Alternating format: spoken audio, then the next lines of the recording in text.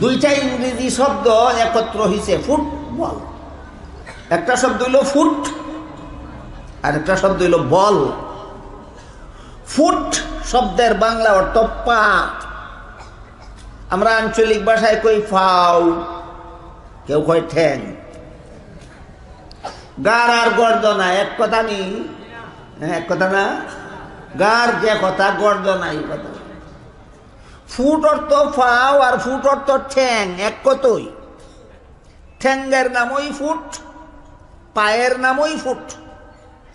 একটা গুল জিনিস ফাউ দিয়া লাইতেইয়া খেলে, এই কারণে এটার নাম ফুটবল।